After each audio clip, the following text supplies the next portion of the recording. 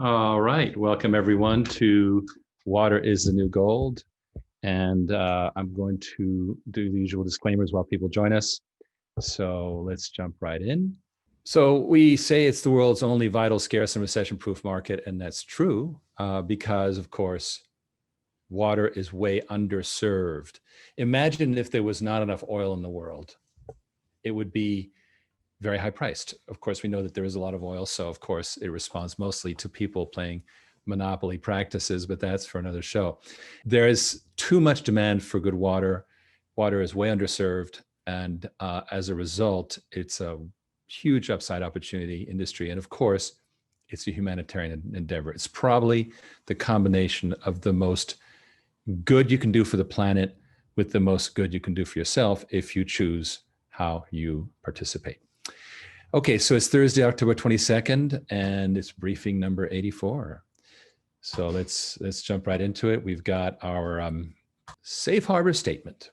And that's, of course, that if we say things like we think, we may, we plan, you know exactly what we're saying. We are hedging our bets in terms of a public company, but we do our very best to say exactly what we think is going to happen and as much as possible how it's going. And I'll be sharing some good news with you in this half hour, as you will see. The existing model that has dominated the marketplace for decentralized technologies is all custom. It's all one-off, it's all snowflake, everyone's different. When I first got into the industry 25 years ago, if you were to buy a decentralized packaged wastewater treatment facility for a single family home or for a commercial development or for a multifamily residential development, it would be this hodgepodge of parts and pieces, and it's up to the consulting engineer working for the client to piece this puzzle together. And so the thing that I am doing, the vision I've got, is to standardize these products, standardize the permitting, standardize the engineering, standardize the manufacturing. And what that does, it makes it super easy for those consulting engineers and specifying engineers that work with us on a daily basis. It makes it super easy for them to specify our technologies. And that is a very unique differentiator for us compared to the other competing companies that are in the marketplace. Even the early stage developers of new technologies, new decentralized technologies 20 and 25 years ago, they were still there was this custom element, this custom design and custom manufacturing element that went with it. It's clunky, it's inefficient, it's expensive, it takes a much longer time period to implement those technologies. By approaching a very standardized solution, by leveraging these emerging technologies, all of that really speeds up the way you can build and implement and commission and operate these things.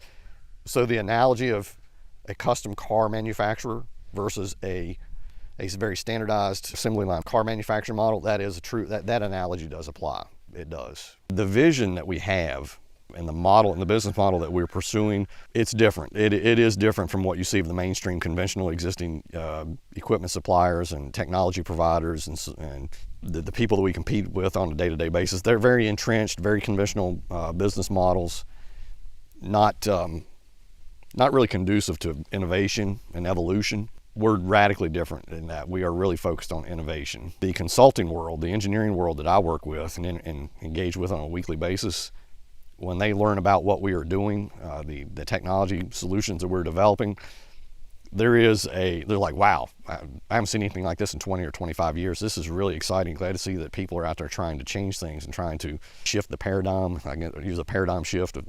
That's a word I commonly hear. I think the next 2 or 3 years, we will see just profound changes in the company. Where the company is today, it will not look like this 12 and 18 months and 24 months from now. It will be a radically different model. Top line revenue is going to increase. Productization continues to grow.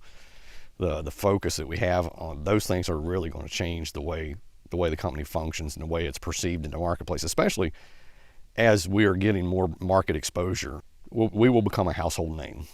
That's the best way of describing it. It will be a brand. We'll be a recognizable brand in the water industry. Wow. That is an amazing testimony by our chief engineer, Dan Early, as he discusses really the decentralization phenomenon as we are making it, or as we're enabling it with our new modular water systems, which of course is anchored by his 5 patents that we have licensed. And of course, he is on a roll right now. He's doing a lot of deals. As we reported, the October numbers and the third quarter numbers are really great, we think, and also Q4 is looking great. So I'm going to jump right into the next one. I've got a couple interviews that I'm going to play some quick excerpts from. I think they're very interesting. Here we go. All right, so we got several layers of clients. First of all, we have our standard legacy business, municipalities, large corporations, and that's doing well. In fact, we were concerned that COVID was going to shut it down, and in fact, it seems to have sped it up. Not because more water deals are happening, but because we emerged as one of the really, really adaptive players, and so that's going fine. But as I said, it grows 22, 35% per year. How do we grow multiples each year? And that's where we moved into a whole new space, which is recruiting entrepreneurs. And by the way, there's lots of entrepreneurs out of business this year. Recruiting entrepreneurs to operate small water companies that we fund through a career building program. And that's amazingly successful and popular. And now that's the whole new game we're playing. Where do you see the industry going right now? What's the future? It's a really good question. Ever since so prior to 1960, huge concrete central sewage systems were built in this country, and most of the volume of water treatment went through these central facilities, these hyper plants in various, mostly big urban concentrations. Unfortunately, from 1960 onward, we stopped maintaining them. We stopped building new infrastructure. And as a result, we really have a failing central water infrastructure in this country that's held together with Band-Aid and PR. So the water industry is like, no, everything's good, everything's fine, but it's not. What is happening is called decentralization. Just like mainframes to PC, just like landlines became cell phones. You go where there's no infrastructure needed, which is right at the point of use. And so increasingly, water treatment has been getting done by the people themselves, like breweries treating their own water and so forth. And that is a major trend that a lot of the big players are not yet, they're still on the IV drug of big municipal projects, because those are the billion-dollar deals, but the future is small. So that is a fascinating little interview that we had on Radio Entrepreneurs. Riggs, welcome back to the program. Thank you, Ellis. It's a pleasure. This year has been a long year. It's been COVID year 1, hopefully COVID year 0, but we really don't know how long this pandemic is going to happen. And this recession is actually also spawning, according to an article that you're sharing with me with Bloomberg Wealth, entrepreneurs in the US. Amid this joblessness, there are opportunities. Let's talk about that. It's surprising data. Americans continue to create new businesses in surprising numbers, a potential tailwind for an economy, et cetera, et cetera. So really what's happening is that people are creating new jobs. It's mostly booming in the Midwest and South, but it's happening all over the country, really. New business formations are up 77% from the previous months and 82%, almost double from a year earlier, which is astonishing. Americans that land on their feet and they got to do something. We don't have much of a safety net in our country, especially for people who've been freelance or had their own businesses. They got to do something. Now, the reason this is so important is because we arrived at this conclusion a few months ago, which was this new idea we had of speeding up water treatment by bringing in new funding had another element to it, which was the human element. Let's say, call it 100,000 businesses have been shut permanently in this country. Those entrepreneurs are free to get into a new career. It's called a waterpreneur, and it's called Water as a Career. This first pilot that we did, the entrepreneur is super happy. He's making something like 16 jobs in the first month, each of which was $600 to $800. The machine is $3,000 a month, so you can see that he's doing just fine. That's the kind of thing that we do that's very innovative, both on the product side and also the financing. And now we're deploying these mini water companies. Ken Berenger, my co-strategist, likes to call them micro utilities in the concept of a water utility. And there's imagine a little micro utility going out there. Well, we want to spawn hundreds, thousands of them. And then through our partnership with a group called Philanthro Investors, get to 26 countries because that's their footprint. And this is how we're going to expand.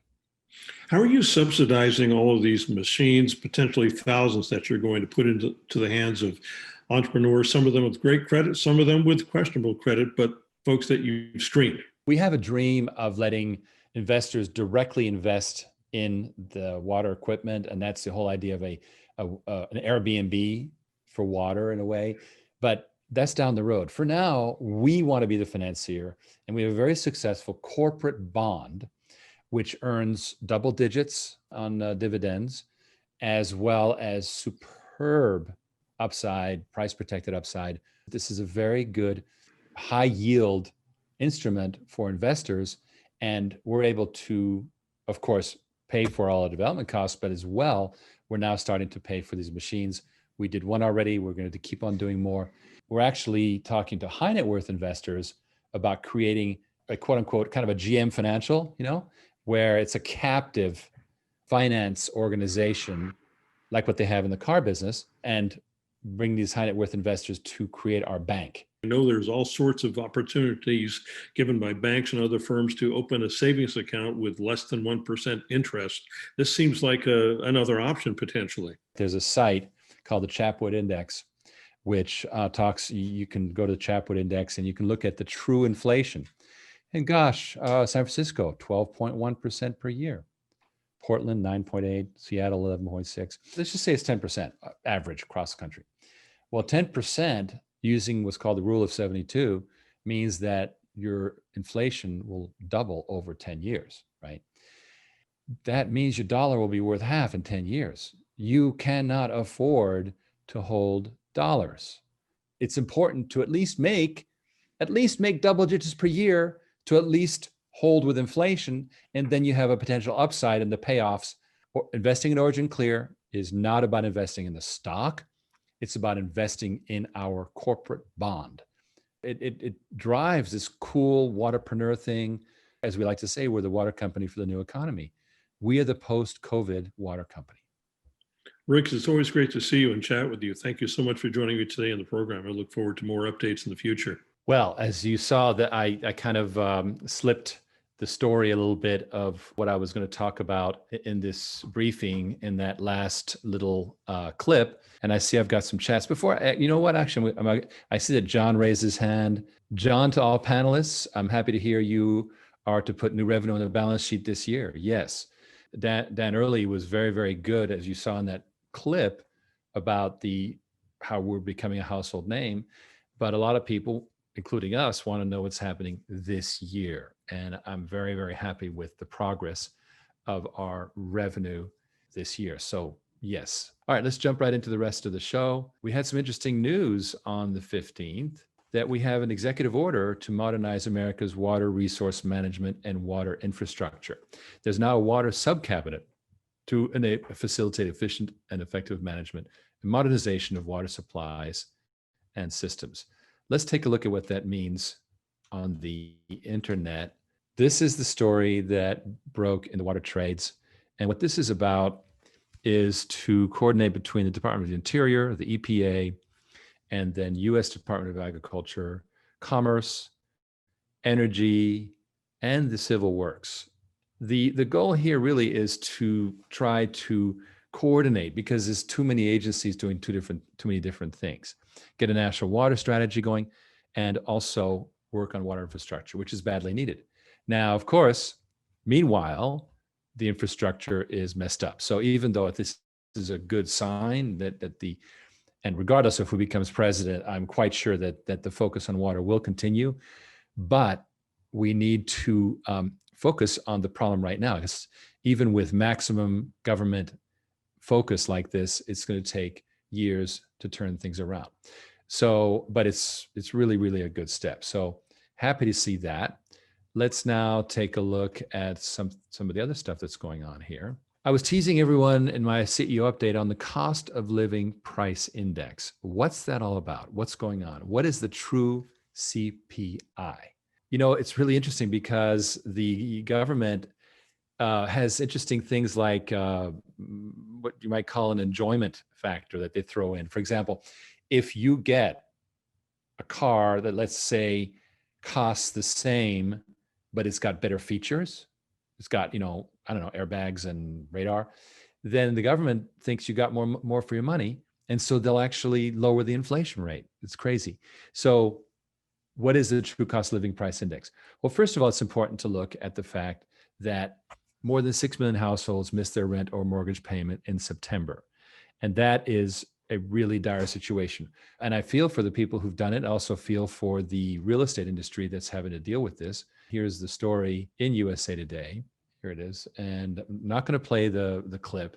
What this means is that this should be deflationary. It should mean, that inflation doesn't happen. Why? Because there's less buying going on. This is true up to a point. Now the situation has improved in the third quarter. The percentage fell slightly from the prior quarter, but you'd think this would be deflationary. But here's the issue. We have another problem waiting for us right now. It's a looming problem. And it's best explained as something called the Chapwood Index. Now, this guy named Chapwood, he basically contacted his friends in 50 cities and had them go to the grocery store and so on and price the top 500 items. Just literally look at what the prices were. And then he assembled the pricing. And the actual inflation is quite intense. Now, there's places that are pretty steady. Take a look at San Diego, for example. It runs around high 11s pretty steadily. New York goes up and down a little bit. But have you noticed the big cities tend to be high inflation areas? Houston's below 10, which is good. Phoenix is very nice, 8.1. San Antonio looking good. And if you were to look at the website, you can actually take a look at, if you go to chapwoodindex.com, you'll be able to look at some of these. Jacksonville, 8.5%. That's the 5-year average. You notice that this year, many of them, not all of them, are running up. Like Detroit is well up. Why would it be up in the COVID year? That's a puzzle. But what does that say? It says that basic commodities, what we call the softs are things like food, soft commodities, are in scarcity, and they're difficult to procure.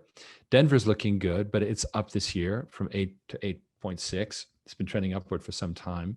Look at Baltimore. Baltimore has terrible poverty, and yet it has some of the highest inflation in America. How could this be? So this is a hidden problem, that there's actual true inflation happening.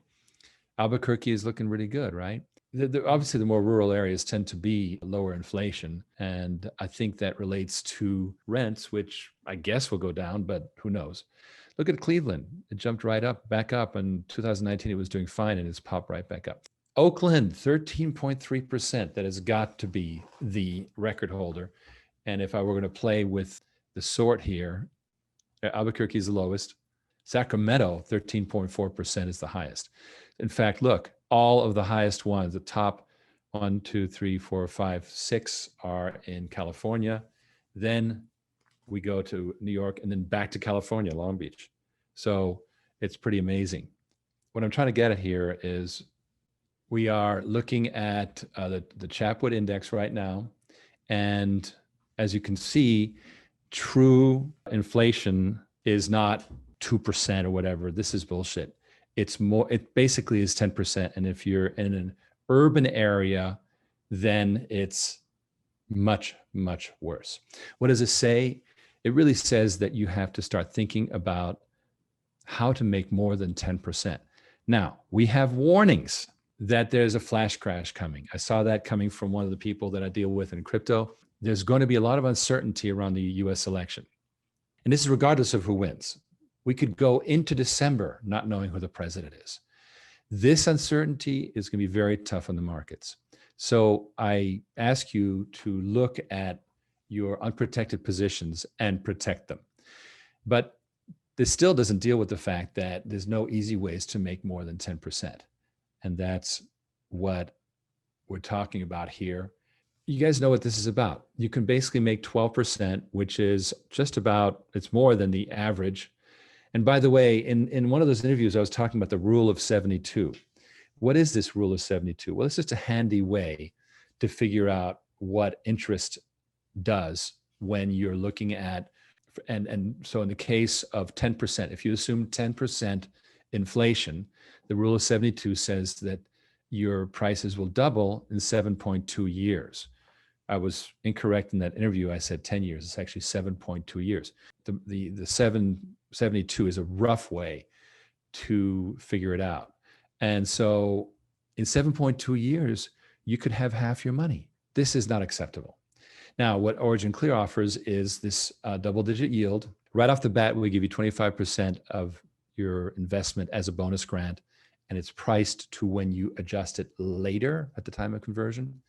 And then here's the cool thing is that down the road, whenever you want to redeem it at your decision, you can redeem any part of it or all of it for twice its value in stock, priced at that later time of conversion. And you can also invest in fractional units. Fractional units means, you can do less than 100,000. We're going to have a hard time doing like 1,000. But please, first of all, you need to be accredited, which means that you're making 200,000 as a single filer and 300,000 as a joint filer, or $1 million net worth, excluding your primary residence, or be an offshore investor. And offshore investors are basically people who invest from outside the country. American or not, that's not important. It's where they invest from. So that's probably our investors are extremely happy with this. They love the dividends that they get. We've paid more than 2 years of dividends now on time ever since we started this program. And it's got a lot of people. If you've been with us for a couple of weeks now, you've listened to some of the testimonials. All right, so why would you invest? Well, again, we're developing this waterpreneur thing. Remember in the Ellis Martin interview, I was talking about this article that showed that, yes, 85% increase in new corporations in America. This is a wonderful sign. People are getting back to work. And it's mostly happening in the Midwest and the South. But it's really happening all over the country. We want to help. We've done our pilot program. We're rolling it out. In the interview, I also spoke about how we are working with high net worth investors to have them come in and help us create a financing subsidiary. I can't really discuss the stage this is at. These are multi-million-dollar investments, and that's going to, assuming that we get it, which is of course not a done deal, then we will have an amazing financing capability and also an asset that will help us get onto a major exchange. So again, never rely on big deals. That's one of the lessons I've learned in my many years, but it's very favorable. So we get the revenue and assets from these finance water equipment systems. Eventually, and this is everything we're doing from our own financing of systems and our Waters of Career, is to eventually create what we think is the big hit, is a world marketplace for water equipment, what we call the Airbnb for water. That is not immediate because we need to exercise the model really on our own time. Why are you getting paid to wait? Well, because you're getting these double-digit dividends. That's annual double-digit dividends paid monthly. And then you can convert it at a future price when the time is right. So let's say you see the stock price go up and you go, oh, I think I'll catch that. And that's when it's the time to do it. But you choose, really. And until then, gosh, you're only making 12% on your money. There's worse fates these days, right? Who to talk to? Now, Ken Berenger is reaching out to existing investors, and he has some amazing news for current investors that you really should take his call. So please do, and I'll be happy to participate. Ken Berenger is extension 201, and here's the toll-free number, but the easiest way is just put oc.gold/Ken in your browser. In fact, I just learned a keyboard shortcut.